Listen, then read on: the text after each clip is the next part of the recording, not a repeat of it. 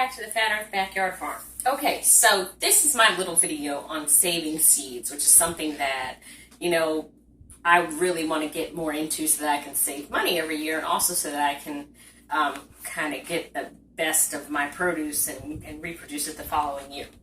So what you need are your seeds, obviously, from your produce. Now, let me start by saying that when you go to save seed, you can only save open pollinated seed.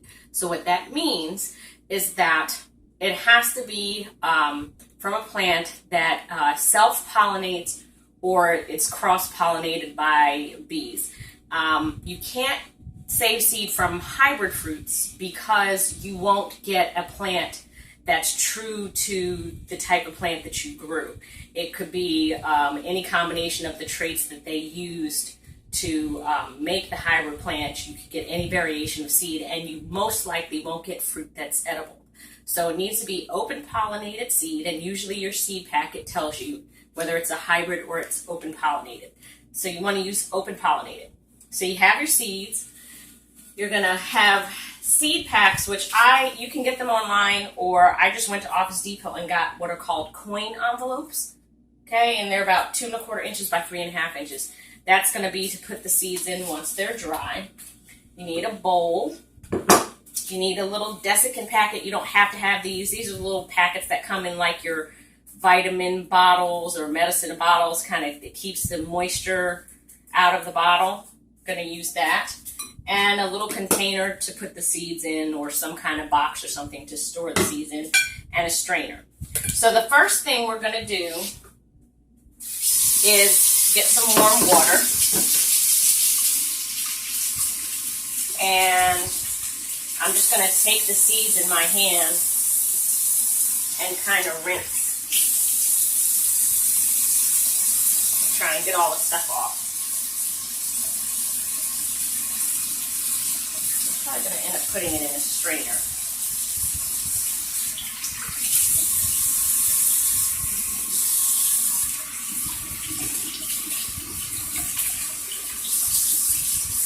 Okay, so I'm going to come right back. We're rinsing in warm water to get all of this pulp that you see off the seeds, okay? So you can use a strainer, you can use a bowl, you can use your hands, though you have to be careful because they'll slip. They could slip and just go right down the drain, which we don't want. So I'm just rinsing to get all the nasty pulp off. So I'll be right back, and I'm going to show you the next step.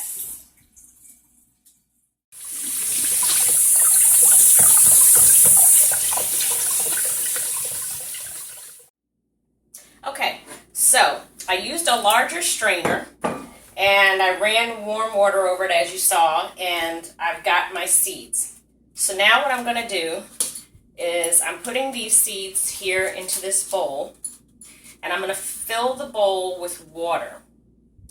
And what this is basically going to do,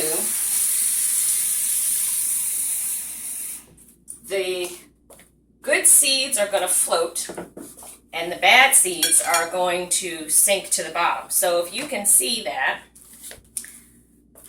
it almost happened automatically.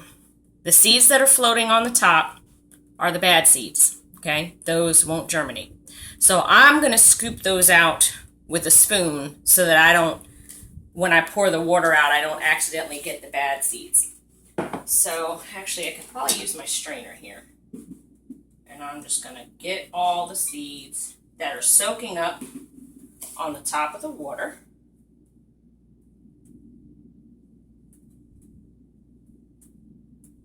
Probably going to have to use a spoon to help this go in because they're being a little stubborn. So I'm just scooping up all the seeds that are floating on the top of the water. Okay, so that's your next step, and then I'm going to finish doing this, and I'll be back to show you the next step in the process. Okay, so we've got our good seeds now, and what I'm going to do is pour them again into the strainer, and I'm going to rinse them with cool water.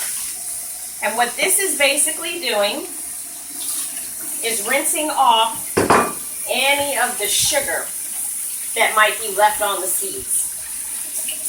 Because we want to get all that stuff off. We want the seeds to be totally clean so that there's nothing on them that will cause them to decay. I'm just going to give them a good rinse.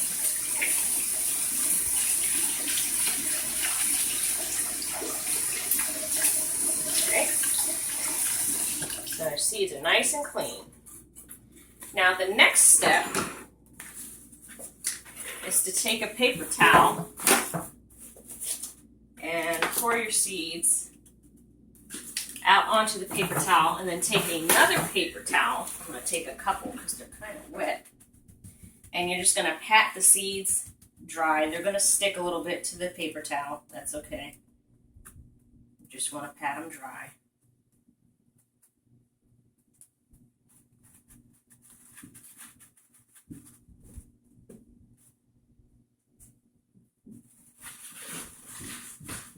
And then the next thing that we're going to do is I'm going to get a nice clean plate, and I'm just going to spread these out on the plate, and I'm going to let them dry. Now they're going to probably dry, I'm going to let them dry for at least a couple of days. So what will happen after this, after they've dried completely, that's when you'll take a seed packet. You can label it with the type of seed that it is, and these are from the cantaloupes that I bought from the farmer's market. I'm going to label it cantaloupe, and I'm going to put the date on it that I actually harvested the seeds and saved them. And then I'm going to take my little desiccant pack, and I'll put the desiccant pack in this jar. My seeds are in here. I'm going to seal this, put that in the jar. And then what you want to do is keep your seeds in a cool, dry location. You don't want them to be anywhere where you have extreme humidity or extreme cold. Just cool, dry location. So maybe your refrigerator in the door, or in your basement if it stays evenly cool, but someplace that stays consistently cool and dry. And you leave your seeds there, and then in the spring, when you're ready to start seeds, you just go get your seeds and you get your plants. So remember, you can only use open pollinated varieties to save seed from, because that's going to give you the same type of seedling that you of the plant that you grew before. So open pollinated seeds only. Rinse them, put them in the bowl, let the good seeds sink to the bottom, rinse them again, let them dry for a few days, put them in the envelope, label it, put it in your jar, and that's it. You've got seeds for the next growing season, and you save a little money. Until next time, garden gals and guys, happy gardening.